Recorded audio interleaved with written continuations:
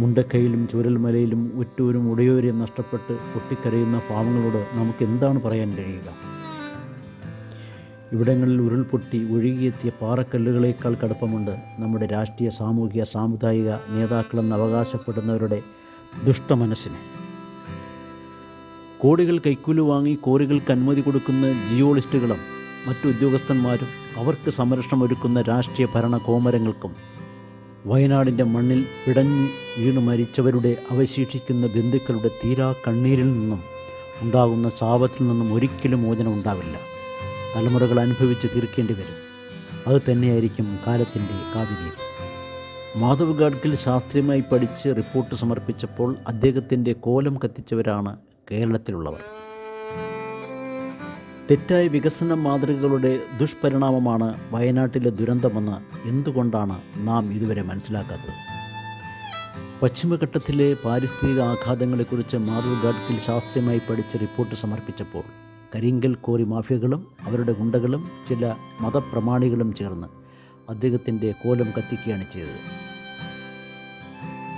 പരിസ്ഥിതി സൗഹൃദ വികസനത്തിനു വേണ്ടി വാദിച്ച പി.ടി. തോമസിൻ്റെ ശവയാത്ര നടത്തിയവരാണ് കേരളത്തിലുള്ളവർ. അന്ന് പി.ടി. തോമസ് ചൂണ്ടിക്കാട്ടിയ മേഖലകളിലാണ് ഇന്ന് ദുരന്തങ്ങൾ സംഭവിച്ചിരിക്കുന്നതെന്ന യാഥാർത്ഥ്യവും നമ്മൾ ഓർക്കണം. ദുരന്തം നടക്കുമ്പോൾ മാത്രം കരയുകയും അതിനുശേഷം അത് മറക്കുകയും ചെയ്യുന്ന നിലപാട് മാറ്റി മലയോര മേഖലകളിലെ അനധികൃത ഖനനങ്ങളും നിർമ്മാണ പ്രവർത്തനങ്ങളും നിർത്താൻ സർക്കാർ എത്രയും പെട്ടെന്ന് നടപടികൾ കൈക്കൊള്ളണം. ഇല്ല എങ്കിൽ ഏറ്റവും അധികം ഉരുൾപൊട്ടുന്ന സംസ്ഥാനമായി കേരളം മാറും.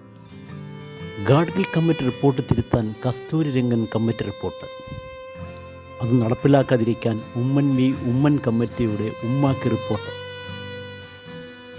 ഗാഡ്ഗിൽ കമ്മിറ്റി റിപ്പോർട്ട് നടപ്പാക്കാൻ സമരം ചെയ്ത പരിസ്ഥിതി പ്രവർത്തകരെ കല്ലെറിഞ്ഞു കൊന്നവരെയും തെളിവ് നശിപ്പിക്കാൻ താമരശ്ശേരി ഫോറസ്റ്റ് ഓഫീസ് കത്തിച്ചവരെയും രക്ഷിക്കാൻ സർക്കാർ കൂട്ടുനിന്നപ്പോൾ കേരളത്തിൻ്റെ മനസാക്ഷി എവിടെയായിരുന്നു?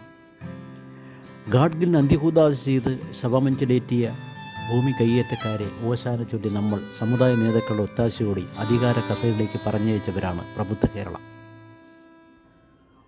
അഴിമതി നിത്യതൊഴിലാക്കിയ ഭൂരിപക്ഷ രാഷ്ട്രീയ നേതാക്കളും ഉദ്യോഗസ്ഥരും ഭാവനയില്ലാത്ത ഭരണാധികാരികളും ജാതിയും മതവും മാത്രം നോക്കി വോട്ട് ചെയ്യുന്ന വോട്ടർമാരും മാത്രമുള്ള നമ്മുടെ നാടിൻ്റെ അവസ്ഥ ഉടനെ ഒന്നും മാറില്ല.